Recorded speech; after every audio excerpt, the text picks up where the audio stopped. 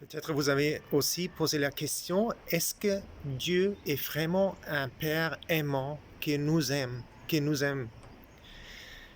Voyez, moi j'ai lutté longtemps avec ça, inconsciemment, et maintenant, les dernières 2 semaines, j'ai eu des rencontres avec Dieu qui étaient incroyables. Tu vois, chacun de nous lutte avec ses propres démons et quand on faillite ou qu'on fait des fautes, moi, j'ai pensé, moi, de bon Dieu il m'abandonne, il m'aime plus. Je peux plus revenir à lui. Et un rabbin avec qui je fais des études pour longtemps, il m'a expliqué le père biologique et le représentant de Dieu dans ce monde. Les enfants regardent bien ce que leur père fait et le père donne l'image du Dieu. Donc mon père, sa jeunesse, dans son enfance, il était très pauvre. Donc lui, il a eu peur, il a toujours travaillé pour que notre famille d'argent, mais il n'a pas eu beaucoup de temps pour nous, pour répondre à nos questions. Donc il était un peu émotionnel, absent. Donc cette expérience était encravée dans mon cœur et moi j'ai pensé Dieu est comme ça, mais Dieu est pas du tout comme ça. Dernièrement, j'ai vu Dieu est un Dieu qui nous aime infinitivement, il nous aime et il veut parler avec nous, il veut passer du temps avec nous. C'est nous qui ne donnons pas le temps à lui. Donc il faut des temps de silence. Le matin, par exemple, au lit, ou le soir au lit, quand vous êtes seul, vous pouvez parler avec lui, mais même dans chaque instant de la journée, vous pouvez parler avec lui. Il aime avoir une relation avec nous. Il nous aime tellement, tellement, tellement. J'ai vu ça.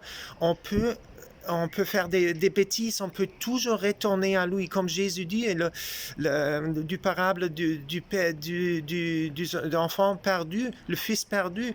Dieu est là avec les bras ouverts.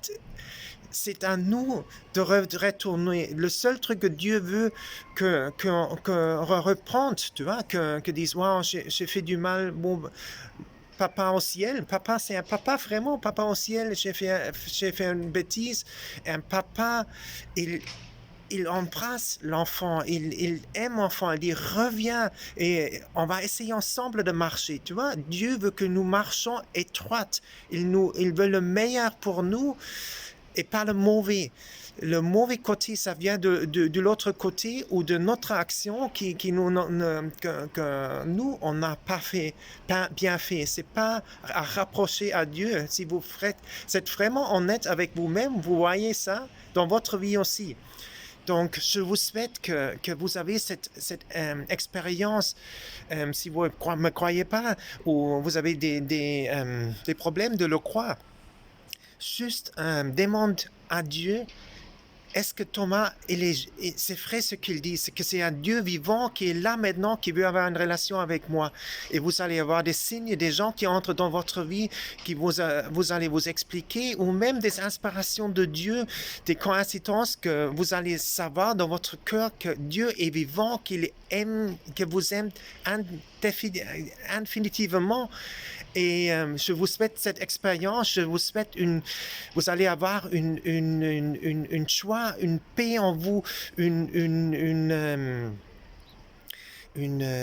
comme Saint Jean-Paul II a dit, Pape Saint Jean-Paul II, il a dit, nous sommes les Alléluia people, vous allez avoir ce sentiment de Alléluia, de gratitude en vous, et je vous souhaite cette joie en vous. Donc, je vous souhaite une joyeuse journée et commencez à avoir cette relation avec Dieu et partagez quand vous avez cette relation avec Dieu, partagez avec d'autres gens parce que c'est le temps là, il faut le passer en d'autres gens parce que regardez dans le monde quelle dépression il y a, quelle incertitude il y a. Quand vous avez Dieu, vous avez tout, il n'y a plus d'incertitude dans votre vie. Donc, partagez cette joie, cette relation, expliquer cette relation avec d'autres gens. L'humanité a tellement besoin de cette joie de Dieu, cette relation de Dieu. OK? Priez pour moi Je prie pour vous. Vous pouvez souscrire sur mon chaîne de YouTube, mettez un like et partagez la vidéo avec beaucoup de gens parce que le monde a besoin de Dieu encore plus. Je vous souhaite une joyeuse journée. Je vous aime. Ciao.